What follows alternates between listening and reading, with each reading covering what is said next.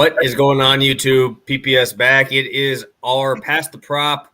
We're doing multi-sport today. We got NFL, NBA on the docket for today. Obviously, Thursday Night Football will be coming at you guys for tomorrow there. But tons of action. What is it, 13 games? 26 of the possible 30 NBA teams out there today on the court. Awesome slate. Tons of fun ones. Obviously, the most talked about is probably the Halliburton revenge narrative, but hey, we'll get to it. We'll talk about it. Joined as always by my guy Stu. How we doing today? How we feeling? We ready to roll? Oh yeah, feeling great. Like we kind of talked about a little bit before the show, there's a lot of sports on right now. We've got the World Cup in the morning, we've got NBA at night, and then obviously NFL on the weekends as usual. So a lot of fun stuff to bet on. I'm not doing college basketball. I know you are too as well. So that's just a whole nother element as well. And even college football playoffs are coming pretty soon. So it is kind of the best time of year to be betting on sports right now. There's so much stuff going on, so much action, and I'm fired up. I'm ready to get some winners. I'm excited for this huge slate today. And then also I'm really pumped for this Thursday night football game as well. Yeah, no, good football game finally, right? We finally have the Bills, right? We get to finally watch a fun one, right? We get to see Patrick Mahomes this week too, facing off against Cincinnati. So yeah, it should be fun. I'm sorry they just awarded a penalty to Lionel Messi, so I have it on in the background here. So if I look like I'm dazing off, we have a penalty for Lionel Messi. I mean, it's pretty much. I have the draw first half, so obviously that is not the greatest thing to have here. I am really far behind in it too, so if you guys could not ruin that for me, he's right about to kick here. So. Yeah, I mean, I'm going to probably more defer the football to you because I really haven't dove into it. Obviously, I had World Cup this morning. I got college basketball today as well as the NBA stuff. So, Bills, Patriots, we have the Bills facing off against good old Bill Belichick. It should be a fun one here. Bill, I think the last time I remember these guys playing was like the 75-mile-an-hour wind game where Mac Jones threw it 3 times. So, do you remember that one? I do, and I was looking back at the stats, and the funny thing is, too, the Bills kept throwing in that game. Mac Jones only threw like 3 times. Josh Allen still threw the ball like 25 times in that crazy wind, and that's obviously why they lost that game. I don't see a similar fate in this one, to be honest. I feel like the market is a little bit low on the Bills right now, a little bit high on the Patriots, right? We've seen the Patriots look pretty good in back-to-back weeks. And obviously when everybody is watching in Thanksgiving, right? That's a national holiday. Everyone's at home. We got to watch Mac Jones and that offense actually look really good. But that was also against the Vikings defense. And as we all know, the Vikings defense really isn't too good. I think it might be a little bit of a wake-up call right here against the Bills defense, who's actually getting much, much healthier every single week. We're actually going to get into that a little bit later with the props. But yeah, I'm excited for this game. I do think it'll be relatively close, but I see the Bills winning this one for sure. Do you have any thoughts on this one in general? You think the Bills take away the win? Yeah, I'd like the 3.5. Obviously, if it gets to 4, it kind of scares me just because of how slow the Patriots can make this game. But I expect kind of that Stephon Diggs type of treatment here, right? We're going to see that try to probably take him away, I would assume, right? I would feel that Stephon Diggs would probably be the best option to take away in this one. So it's really going to come down to the pass catchers outside of him, maybe Dawson Knox and Gabe Davis to finally do something. Isaiah McKenzie showed out on Thanksgiving. Who would have thought he'd be the leading receiver for this team? The last 2 weeks, the leading receivers for him, at least in completions, has been not Stephon Diggs. It was Isaiah McKenzie and Dawson Knox for the last 2 weeks. So I think that was really cool to see that the Bills actually were able to throw it to somebody else outside of them, right? Because Gabe Davis is never really going to be that guy. He's not a heavy target guy, maybe 7 at a maximum. But yeah, I don't really see how the Patriots find a way to win this one. I think it's a tough matchup across the board. For me, I think the X factor has to be Ramondre Stevenson in this one, right? I mean, he's getting a lot of hype right now, obviously in the receiving game.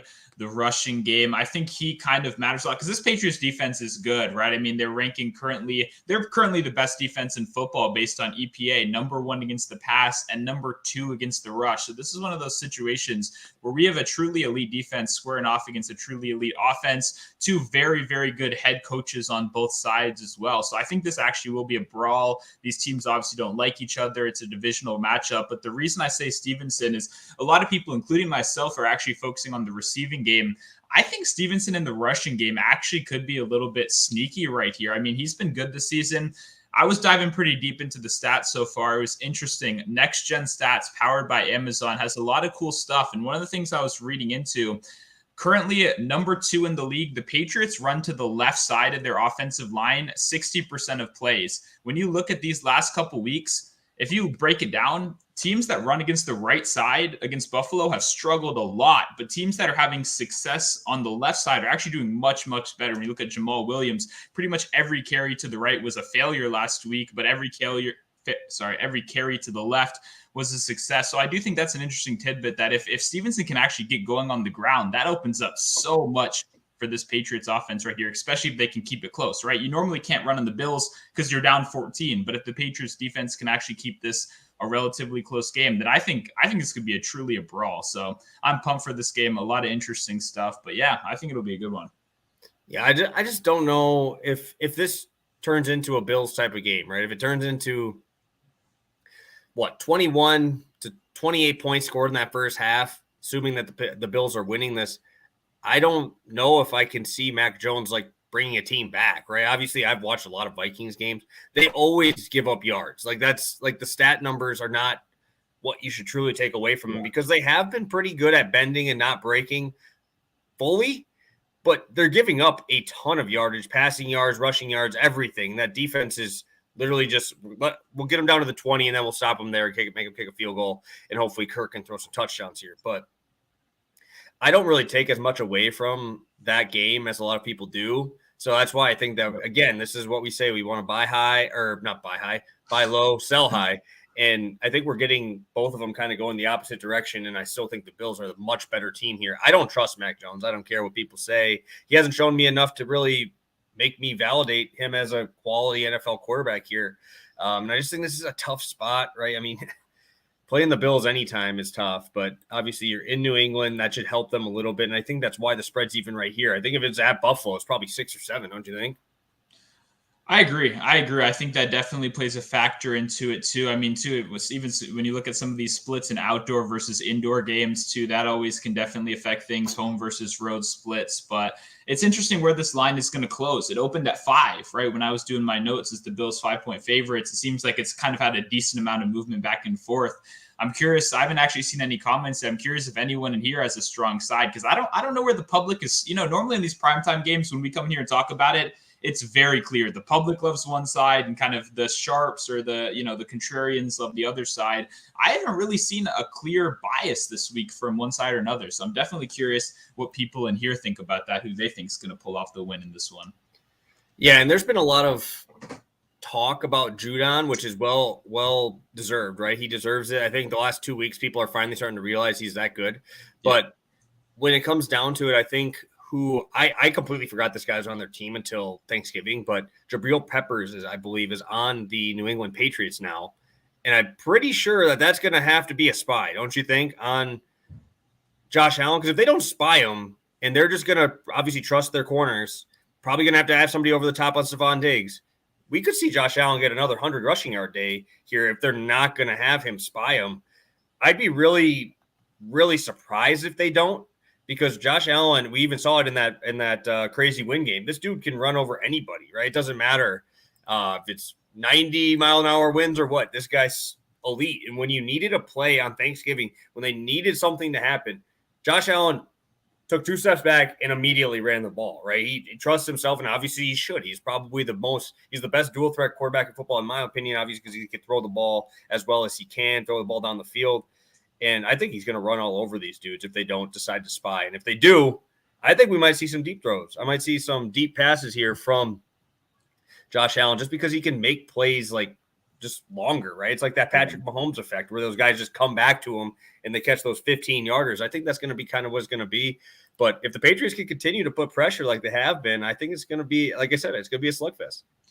Yeah, I mean, Josh Allen, I was real close, actually, to be honest. I was between two plays, and let's just say Josh Allen rush yards may find its way on my timeline at some point in these next couple days. So a little bit of a spoiler right there. But I think they do spy him a decent amount. But to be completely honest, I don't even think that's enough. A lot of teams kind of employ spies on mobile quarterbacks. Josh Allen is one of the few that can actually just run you over, especially if we're expecting, like you said a minute ago, those safeties are going to be back. When you're playing against Josh Allen, the number one priority, you'd rather have Josh Allen run for 7-8 yards at a time than throw for 45 yards to Gabe Davis over the middle. So it's one of those situations where I completely agree. I think Allen's going to run all over the place with the spy or not. So I definitely like that spot. I love it. And I will let you take it away here. We got about 20 of you guys here in the chat. We appreciate you. If you got questions for NBA or NFL, we have one NFL play coming from Stu here shortly. So if you guys have questions about either or, get those to us in the chat. And I'll kick it over to you, Stu, for your play. Yes, sir. We're going over to the defensive side of the ball, something that has been pretty good to me so far this season. We're going Tremaine Edmonds over 7.5. Tackles plus assist, minus 114. Edmonds is back healthy. He's been missed. I believe he's missed 2 straight games now, but he's recorded a full practice in every single game this week, which is a good sign. It's not one of those situations where I'm going to have to be sweating to the very last second if he's even active. He's going to play this week. He's back and healthy, and I do think this reunites one of the best linebacker cores in football, which is Matt Milano and Tremaine Edmonds. These guys complement each other very well. Edmonds, I wrote about him a little bit in my notes on Twitter, and I'll expand on that a little bit more right here. First of all, I'm just a huge fan of this guy. I think he's a great coverage linebacker. I think he's well-rounded. He can stop the run. He can stop the pass. He's not a pass-rushing linebacker. He's not Minka Parsons. He's not going to record any sacks, and I think that's why the attention isn't there. But when you look at his stats so far this season, they're pretty good. He's had a couple injury games, right? He went out, he had that collision with Dane Johnson earlier in the year in that Tennessee Titans game, which actually sent Dane Johnson to the hospital. That was a pretty rough collision. So he exited that game, and then he exited the Vikings game as well. When we look at every other game this season, he's hit this number in 5 of 6 games. His one miss was to the Miami Dolphins, but in those 5 wins, he had 10 tackles or assists in almost every single one of them. He's averaging close to 11 tackles or assists in full healthy games this season, which is an absolutely insane number considering this is 8 right here.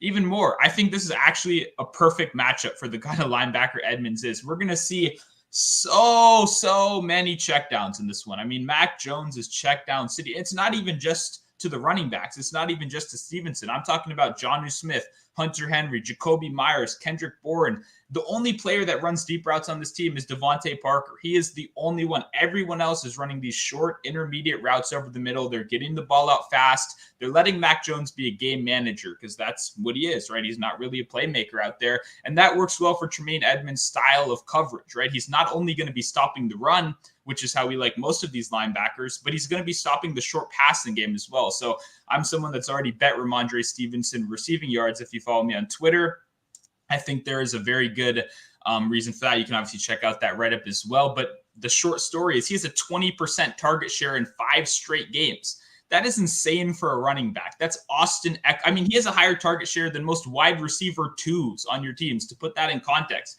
higher target share than Terry McLaurin did in the first half of the season with Carson Wentz.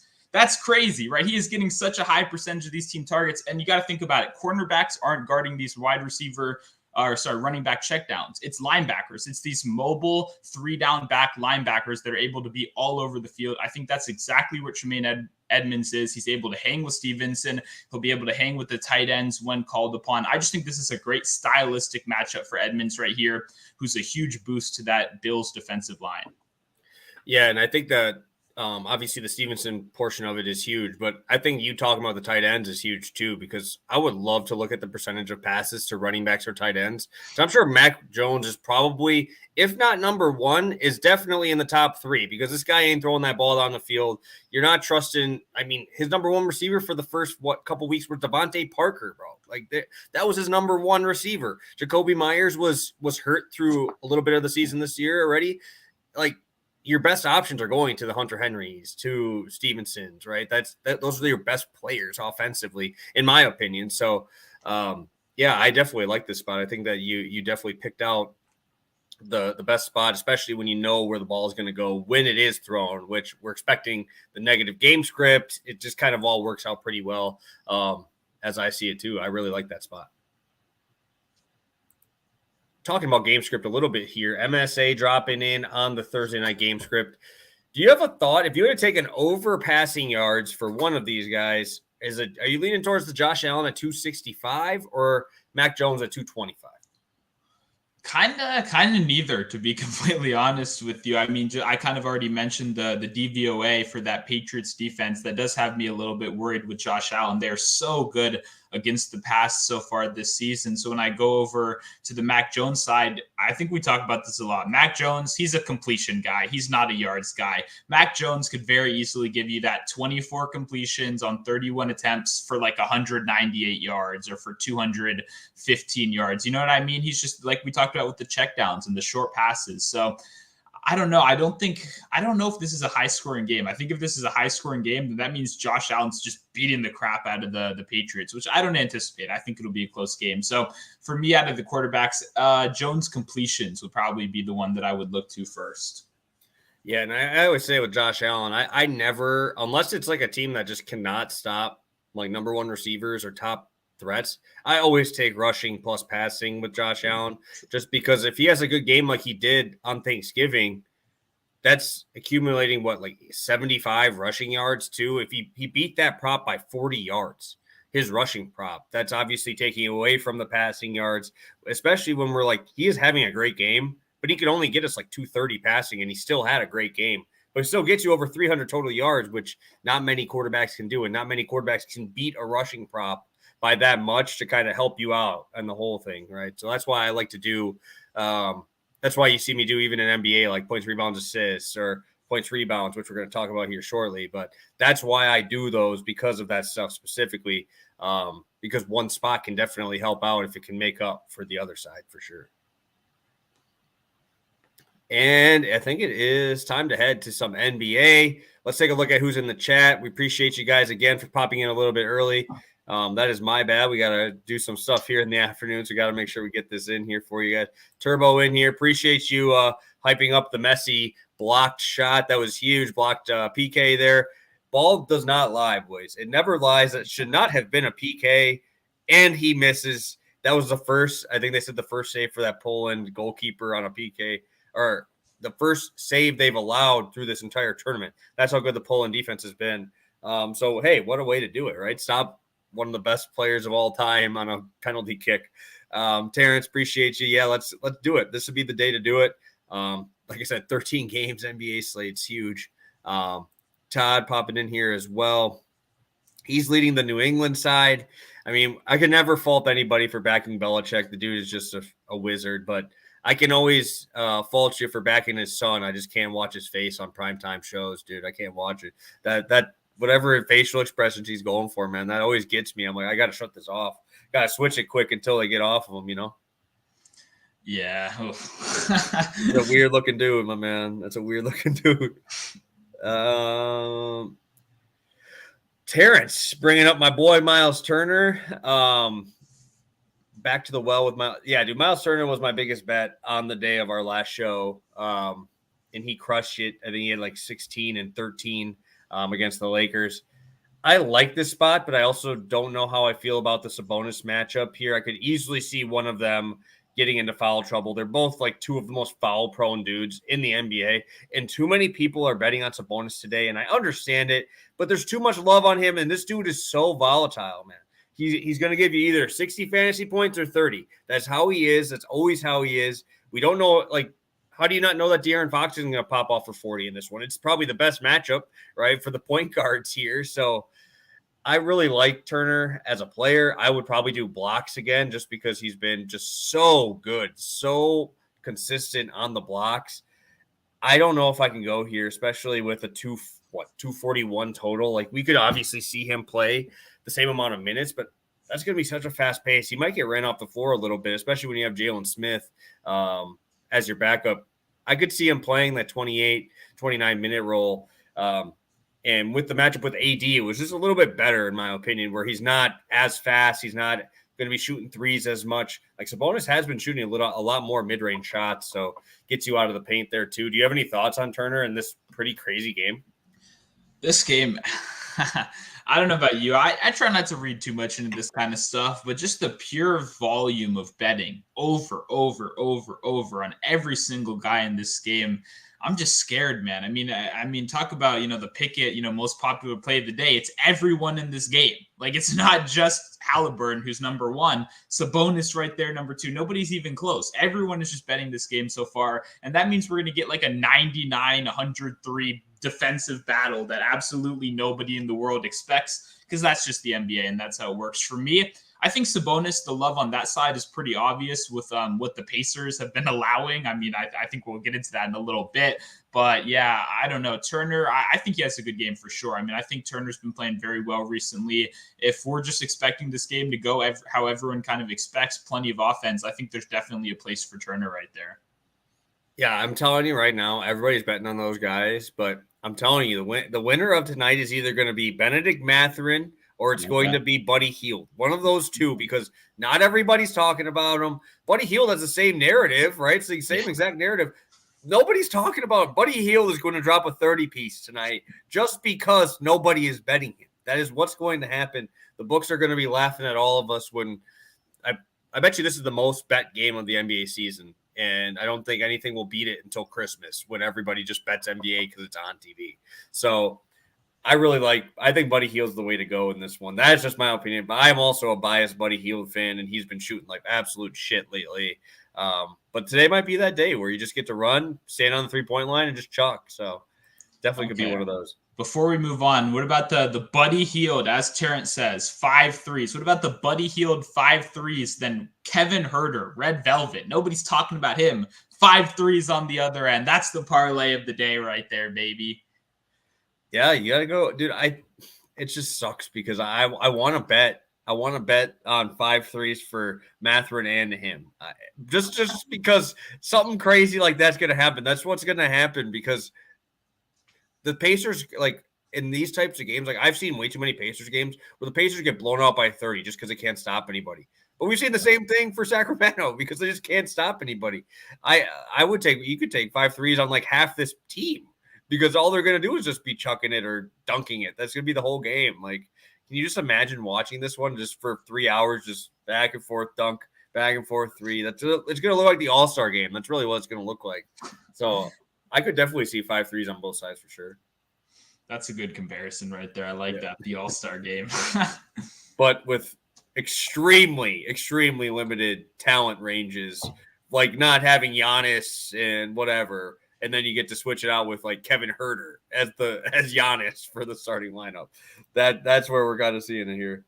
17-26. Terrence always liking those big ones. I think he was throwing a full unit on the 73-1 one that we had that one day. So, hey, I won't fault you for it. That's not a bad price for how many shots will probably be going up in that one. You know who it's going to be? It's going to be like Harrison Barnes. That's going to be the guy who goes off. Some scrub who is getting like 6 rebounds a game, 8 points. Going to drop a 25-piece and just double just because that's what's going to happen in a primetime one. See, my worry, that's a good one. My worry is every time I ever think about playing Kevin Huerter, I just imagine him missing his first 3 and then Malik Monk coming in the game, who's the exact same player. I mean, literally the exact same player, and making his first 3. And they're going, you know what, Huerter, you can only play 20 minutes today. Malik Monk's going to shoot 18 times. So that's always the worry for me. Yeah, dude. Malik Monk, dude, though, man, how many 50-point fantasy performances he had on just like nothing else but shooting, just straight shooting. The dude ain't out there to pass. Dude's like Jordan Clarkson, but a lot worse version of it. All right. I got to get out of that game. We're out of that game. I actually have no bets in that game so far. So that's what's funny about it. It's probably the most bet game of the season. I have no bets on it. Let's go to a much worse game in terms of like talent wise. I'm going to the Spurs against the Oklahoma City Thunder. I'm going to Keldon Johnson points rebounds here. Obviously, there's a lot of injury news to talk about. You have no Shea, which is disappointing because I'm sure he would have made my card today in this matchup because this is a perfect matchup for him. So that was disappointing to see. But we have no Jakob Poeltl.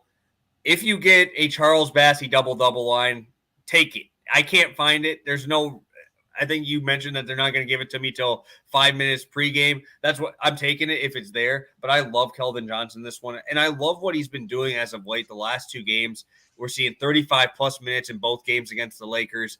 We're seeing tons of threes, 17 threes, only made 4 of them. But that's not stopping this guy. 28 and 23 shot attempts in those 2 games. I like to see that. Obviously, more rebounds to go around with no Poeltl in there. And OKC can't stop anybody in the paint, but they also can't stop the 3-point line either, right? Going to Oklahoma City, they're bottom 3 in points allowed, rebounds allowed, offensive rebounds allowed, defensive rebounds allowed, and then bottom 10 in field goals allowed and 3-pointers allowed. So everywhere you go against Oklahoma City, you're getting a positive matchup here.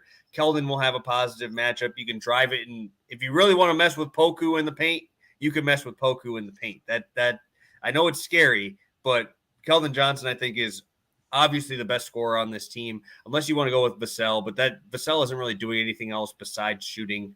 Not really in that rebounding market that Keldon is doing here. I like to see him being able to grab 10 rebounds and 9 rebounds in these last 2 games. Gives me the ability to obviously beat his prop on the rebound side. And no Poeltl, sign me up. I love Keldon Johnson. This should be a fast-paced game. No defense to be found. And without Shea, I think this could be 5 to a 10-point game, which means I'll see 35 to 38 minutes out of Keldon.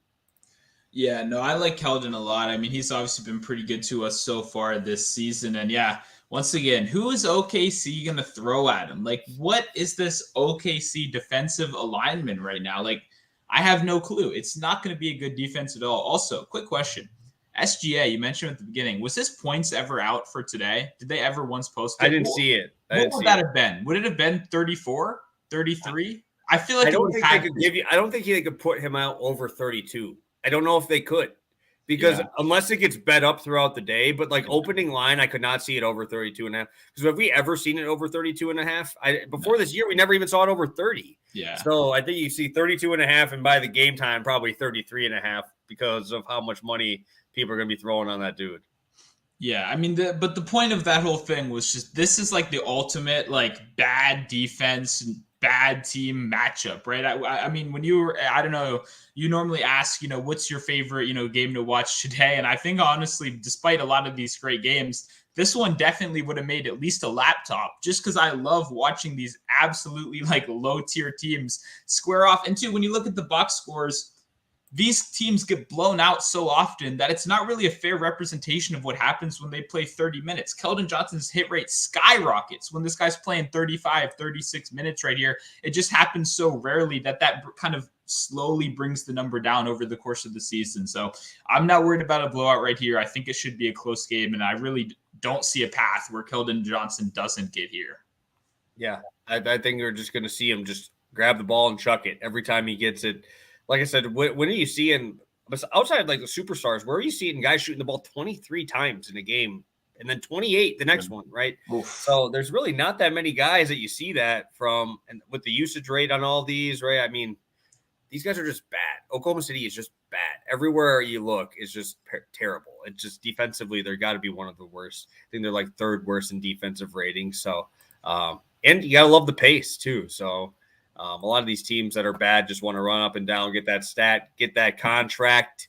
And hey, why get yourself hurt on the defensive end? Save it for offense, right? Nobody wants that. Defense doesn't get you paid unless you're like Bruce Bowen or freaking Shane Battier. Those are the only guys who get paid for defense. So, wow, those were some old school ones. I can't believe that just popped in my head. I was not expecting Shane Battier to come out of my mouth there.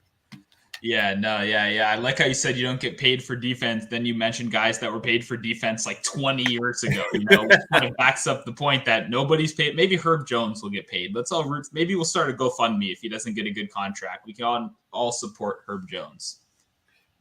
I love it. And I see your play here is heading to your Washington Wizards game tonight. I can't believe they're giving you this at plus money here.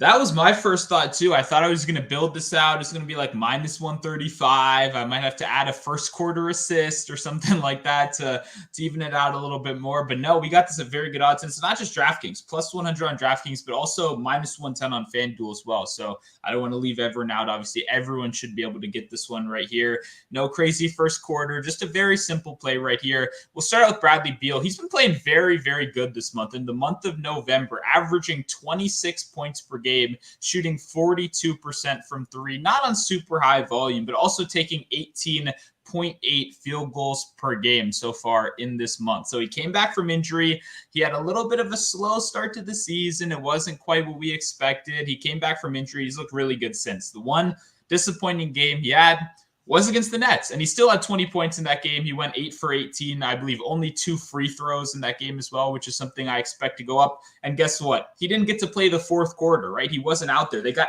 absolutely destroyed by the Nets. Pretty much worst case scenario for a prop like this. And guess what? Both of these guys still hit it in 3 quarters anyway. So that gives me a lot of confidence that's going to happen again. I actually like Beal at his full number too. I just kind of like this combo. Once I saw plus money, I kind of had to pull the trigger right here. But I've been impressed with what I've been seeing from Beal. The biggest thing too, I don't know if you guys are noticing, Bradley Beal's going to play like 35 to 40 minutes in a close game now. I mean, there was that game earlier in the year where the Heat were starting to look like they were going to beat them with their scrub team. And he just played every minute of the second half. Like Bradley Beal wants to win real bad. Like his mentality is probably the best I've seen it in his career so far. He's playing good defense. He's playing heavy minutes. He's really kind of trusting himself to carry the load more and more. Once again, no Rui Hachimura as well, who led the league in 10-point games off the bench so far this year. They're very much missing that bench scoring presence. They're going to have to rely a lot on their starters.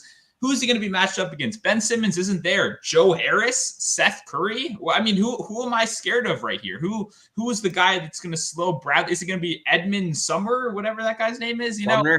Sumner. Yeah, there you go. Hey, you're just lucky that Wannabe is out, bro. You'd be fucked. Hey, man, I bet on Yuta in the Olympics back in the day. Shout out Prop Bomb. That was our collab right there. But yeah, no, Yuta, he's the GOAT too. I love that guy. But yeah, he's out too. And he's not going to guard Beal anyway. So point is, absolutely nobody on this team to guard Beal. The volume's been good. The efficiency has been good. The minutes have been good. I think this is a pretty perfect matchup right here. And then Kevin Durant on the other side, 6 rebounds. He's hit this, on the season, averaging 6.6 rebounds. That's a good thing. Already over this number. When we look at his season without Ben Simmons playing, he's averaging 8.8 rebounds per game. And that's absolutely huge. We know what Ben Simmons can do, right? This guy doesn't make shots. He's got to make up for it in every single other aspect of the game. He's kind of like a budget version of playing with Russell, right? When he's doing that, stealing the rebounds from the centers, going everywhere, grabbing them. Now that you have that presence out the way, I think it opens up a lot for Kevin Durant. Like I said, hit this in every single game without Simmons so far this season. And two, when you look at it, what does Porzingis do? Porzingis sits out on the three-point line, especially after absolutely cooking the Timberwolves last week. Shout out Porzingis, cashing my bet in the first quarter out there. Absolutely cooked him from beyond the arc. He's going to be shooting with confidence out there. That means Nicholas Claxton is going to have to take his lanky ass out there and try to slow down Porzingis. Who's going to be left in the paint to grab those rebounds? It's not going to be Seth Curry. I can tell you that. Kevin Durant is put in a pretty great spot right here. The Wizards also terrible rebounding team. As a fan of the Wizards, it is very hard to watch. I mean, even if Porzingis is down there in the paint rarely, like I said, mostly going to be chucking up threes, Kevin Durant could probably just reach around him and grab. I mean, I've never seen a 7'3" guy get pushed around as easily as Porzingis, but we all know that already. I don't have to go any deeper. Point is, great matchup. No Ben Simmons. Porzingis should pull Claxton out the paint. Seems like a great spot right here for KD to get 6 rebounds. Can't believe we're getting this one at plus 100. Yeah, no, that's why I said, I'm like, I can't believe you're giving me the plus money on this one. If anybody cares, Argentina and Mexico both scored in 1 minute of the second half. So that just gets everything going, right? You get the first goal out of the way here in the first 46 minutes of both games. What are the odds of that? 0-0 first half, and then one goal scored in the first minute of it.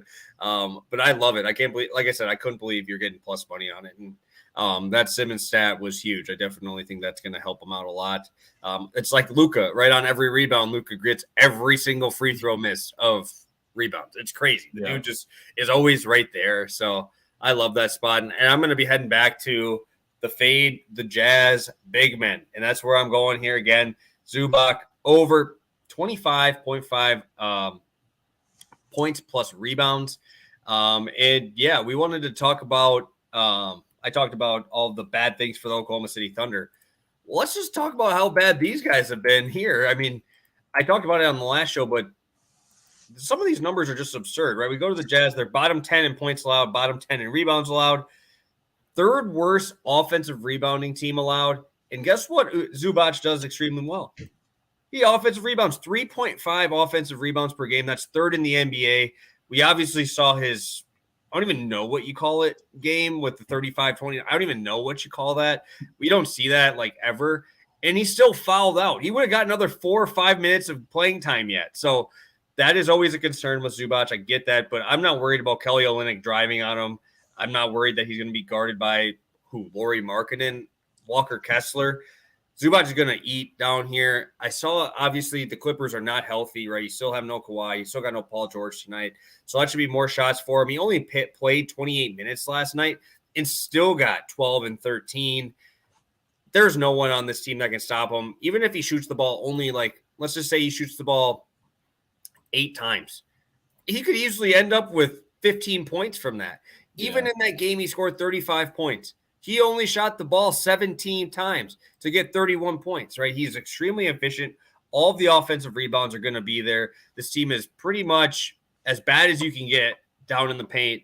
And I don't think you're going to see him go away, right? That's what happened with Vucevic. He had 18 in the first half and then just went away. Zubac ain't going away. There's no one who has a very high usage rate on this team, maybe outside of Reggie Jackson, and Norman Powell is just chucking threes every time he touches it. But outside of that, none of these guys are driving, really. They're not going to the hole. Maybe, who's your best driver right here? Amir Coffey? Like, this team is so broke right now with missing Paul George and Kawhi Leonard. There's no one who could stop Zubac down there. And I think that if somebody does try, they're going to get fouled out real quick because Zubac has moves. He has good post moves. Him and Sengun, I love watching those two play because you see so many different post moves from these guys. And Zubac is obviously one of the best finishers at the rim. His shooting percentage is off the charts, 70% not 70%, 61% on the month for shooting percentage. And that's in 20 game sample size. He's over 60%, shooting 70% from the line, which is a very big improvement. That was the number I was looking at. I definitely think he could see the free throw line at least 8 times tonight in this type of matchup. So sign me up. Zubac over 25.5 points plus rebounds there. That is a DraftKings line. Yeah, and I see John Wall questionable too. If John Wall does suit up, I believe he's leading the league in assists off the bench so far this season. So that's one of those combos where he can come in and instantly give you a pick and roll threat, right? Because they don't really have that right now. He's someone that can feed Zubac in the paint. So I definitely like this spot. I don't have much more to say. If you want to hear us bully the Utah Jazz center, you can just check the last show. I feel like we did that for like 10 minutes. We just made fun of how they're just not equipped to deal with centers, right? Worst in points in the paint. They just can't do it. And I think Zubac should be able to take advantage of that. I like the offensive rebound stat you gave out. I think that's really, really important too. You said third most offensive rebounds, I believe. 3.5 per game. 3.5 per game. Yep. I bet Zubac at least grabs 3, 4, maybe even more in this game. So absolutely love that spot. Yeah, all these dudes just chuck threes. I don't know if you watched the Portland game last night. Norman Powell touches the ball. It is up. Reggie Jackson touches the ball. He shoots so many mid-range shots. It infuriated me last night. Like Mike D'Antoni would have cut this man because this dude just keeps shooting mid-range shots and not just going in for a layup, not just shooting a three. It's just mid-range. And all those ones can easily go over the top. And that's why it was so weird when I saw Gobert leave in that trade. Like, it didn't make any sense because that's the only guy you had who had any paint presence in this for these guys. And obviously I mentioned it again last night, 57.6 points per game allowed in the paint. That is dead last by over 3 points. Oh man, I don't even know who else is going in the paint. All these other guys just sit on the outside and chuck threes. So this is Zubac City down there, baby. I think we're going to see a lot of shots from just offensive rebound putbacks. All righty. I don't think we have too many other questions here in the chat. I know it's a little bit earlier for us usually too. So usually we have more of you guys, but we did have to move it up a little bit. Just have some other stuff there. Yeah. What is your thought on this one? I know Jay mentioned this one. I love Joel Embiid today, but I'm more on the rebounding side of it versus points. Do you have any thoughts if you had to bet on something for Joel Embiid today. I've seen assists on Twitter. I've seen rebounds on Twitter. Pretty much everywhere. Everybody's thinking this is a pretty big Joel Embiid day against a Jared Allen-less Cavaliers team.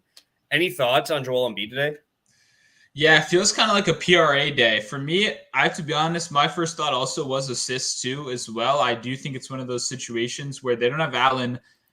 Mobley, he's going to foul out if he tries to guard Embiid for more than like 15 minutes at a time. So what's the solution then? It's obviously not Kevin Love off the bench. We all know that, which would actually be pretty funny. But he's out too. Oh, okay. Well, that doesn't even matter. But it was, it was a joke anyway. Yeah, no, Love, Allen, Lamar Stevens is like questionable, hasn't played. Chetty Osman is questionable. Like, dude, it's just like everybody's questionable on this team. But the point is, he's going to have like a 50% usage rate today. Like, who's going to touch the ball besides him? He's one of those guys that just, his usage is already elite. They have none of the other guys. Yeah, exactly. Dean Wade, who just kind of looks like a budget Kevin Love. Like, if you squint, all of their guys kind of look like that too. But anyway, yeah, I don't know. I think it's a great Embiid day. I like a lot of his spots. But the point is, with Mobley being the only one down there, it's got to be double team city. Essentially, every time Embiid touches the ball, let's have 3 bodies there and let George Niang or whoever, Korkmaz take some shots on the outside. So for me, I like assist, and then I also like PRA because I think he might shoot 43 free throws today in a classic Joel Embiid 50 points on 40 free throws game. Yeah, no, I mean, everywhere you look, dude, Allen by far was the best matchup, obviously, but I just don't know how they're going to do it. I really don't know how they're going to do it unless they just throw 3 dudes at him immediately once he touches the ball.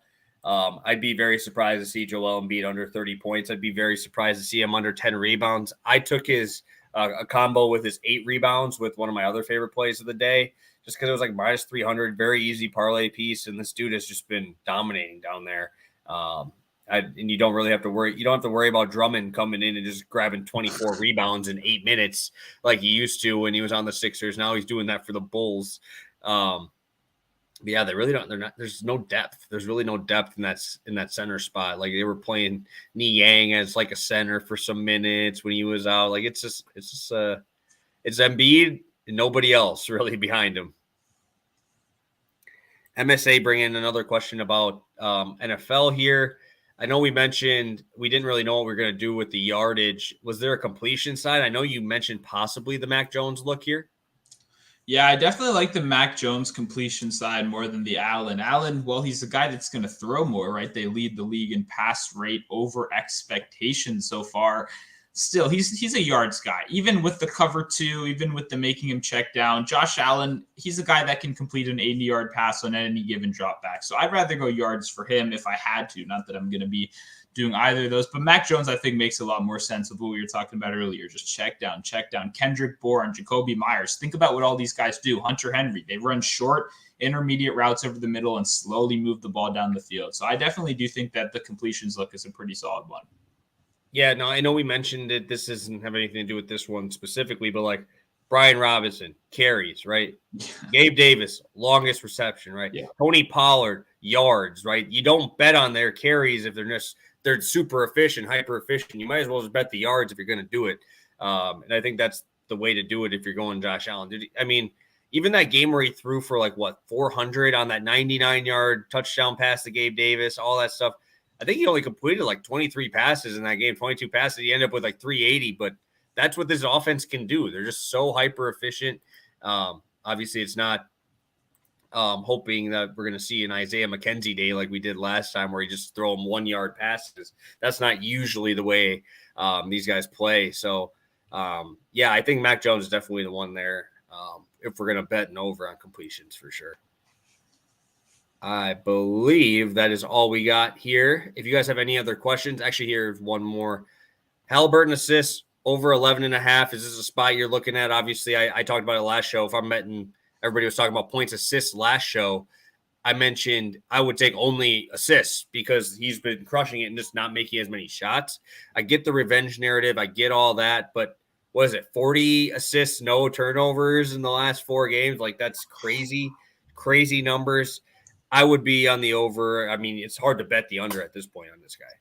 Yeah, I agree with you completely. I mean, I believe, didn't he play them once last year as well? And I believe he recorded 15 assists in that game, something crazy like that too. So it just shows you, even with this whole revenge game kind of narrative, right? He's still going to pass the ball because he's the best passing point guard in the league by far, especially in the East right now. I know Chris Paul's out, obviously great vision, but where Chris Paul is right now and where, Halliburton is, I don't even know if it's a competition. Halliburton is destroying. His vision is great, and he's surrounded by shooters, exactly like you said. All these guys are going to sit out on the three-point line. Mathurin, Hield, Turner can be a pick and roll partner. He can also be a three-point threat. Same with Smith as well. So just so many options around him. Yeah, I think he's got to go over this one. It's just, it's very popular, that's for sure. Yeah, you're not being contrarian if that's what your goal is here. I'm sure it'll be highly owned over on any site that you're playing tonight. I think the only dude I'd not be thinking as a shooter on this Indiana team is probably like Isaiah Jackson. Everybody else could pop threes like crazy, and that's still not having Duarte in yet. So like they have so many shooters. That's how I always think about the Bucks, right? You just drive and there's just shooters everywhere. Everybody can shoot. That's kind of the new modern NBA. Miles Turner's three ball has been a lot better lately, which I know I've been talking about him more than probably anybody ever. But yeah, so I think that's a great look for sure on the 11.5 assists, or maybe even a parlay piece as well. All right, let's do a quick recap, and we'll get you guys out of here. We got 4 plays, obviously 3 tonight, 1 tomorrow, and we'll get you on your way for betting on this, the last day of November. I'll kick it to you, Stu, to start us off with the Thursday Night Football. Yep, we're going Tremaine Edmonds over 7.5 tackles plus assist, minus 114. And then over to the NBA, we're over on DraftKings now. Beal, 20 points. Kevin Durant, 6 rebounds. Same game parlay, plus 100. Yeah, I love that spot for sure. And I'll be on what the hell? Keldon Johnson, over 27.5 points plus rebounds, minus 120. That is DraftKings as well. And I'm going to Zubac, the new Wilt Chamberlain, points plus rebounds over 25.5. I'm on 1.5 units on that one. Yeah, I really like that spot. Yes, I hope so, man. I really hope so. I'm hoping that they can take care of business. Actually, my biggest play of the night is an article I wrote a couple hours ago, and that one is obviously for the Bucks game. That's going to be it. Awesome. Yeah, awesome. Appreciate you. Thank you for popping in here. Hopefully we'll be able to get you some winners from the show. Hopefully they come through. Yeah, I think this NBA slate is just crazy. Stu, what do you got for the people today, my man? We got a full game slate of pretty much everything you could possibly want. What do you got for the people before we head out today? Yeah, no, it got so dark in my room right now, by the way. Oh, my God. I don't know if you noticed that. It was so sunny earlier. Wow. Okay. I want to shout out Calling Our Shot here. Appreciate you tuning in. It's been a long time since he's been on our show. It's probably only the OGs remember that. He was on here probably last NFL season. So we're going to have to make that happen again. Shout out to Calling Our Shot for sure. As for me, got a lot of plays. I already have a play out for Thursday Night Football on Twitter that we didn't talk about. I already have an NBA play out for tonight that we didn't talk about over on Twitter. I've also been releasing my game notes for some of these games. So I posted it for the Thursday night game, and then I also posted it for the 49ers versus Dolphins game. A lot of people post cheat sheets, stuff like that. To be completely honest with you, I appreciate those people. They're adding value to the community for free, but giving context-less cheat sheets, right? It doesn't help anybody, right? I put a bunch of advanced stats out there. I put a bunch of things I'm wanting to target. And in fact, if you just read that when I posted it at Monday at 4 a.m., you'd already know I'm betting on Edmonds and Stevenson, right? Because when you look at the underlying stats, it points to those. So if you want to, learn more, it's getting even darker. What the heck? It looks like we need to get you a light, bro. Get that light for Christmas, dog. We need to get you a light. I have a window. I don't need a light, but wow. Okay. I'm being kidnapped right now. So we're going to have to hop out of here pretty soon. I'll just say, follow me over on Twitter. Got a lot of stuff over there. What do you got? Well, I think we got a vampire here on the freaking show now. We got you as our vampire here. So if we can't do these shows, we might have to do them at like 8 at night now. So you can just be in the dark for sure on all these shows. But no, we got plays out pretty much everywhere. I think you have articles. I got my article I posted already this morning. I'm super excited for that one as well. I'll probably be betting a little bit. Sorry, I had to put this on there. I think that was absolutely hilarious. The Anakin part there got me. I don't know why, but yeah, I'm super excited for this week. NFL is going to be great. I'm so pumped for that San Francisco Miami game. I think that game is going to be awesome. Getting obviously guys that coach together and from the same coaching tree there as well. So super excited for that one. But yeah, I appreciate you popping those notes out there. Being able to actually take that information and kind of put it into a bet. That's really what makes the stuff go to the next level, right? Obviously, you can just copy and paste from the NBA site on a lot of these things, but how to make that actually go into real numbers, real bets, and actually putting the real wager in it. Yeah, definitely adding value for sure. Appreciate you, Charles. Thank you guys for all tuning in here. Damn, you're rolling, man. I'm happy to see that. It's better than my 26-degree Wisconsin cool day with a little snow action out here. So I hope hopefully we can win you some bets while you're on out there in the Bahamas. Hope we can win you some bets. Ton of college basketball for myself as well. I'm pumped. Ton of stuff to bet on, dude. I just can't even get over how many games are everywhere. Make sure, obviously, managing that bankroll right. And we will see you guys on Friday for some NFL bets, full stuff. Hopefully coming back with that sweep. Tremaine Edmonds, 14 tackles, 3 assists. Maybe bet that alt line, 16.5. So maybe we get that one too. So have a good one, guys. Best of luck on all your bets. And yeah, let's crush it this week.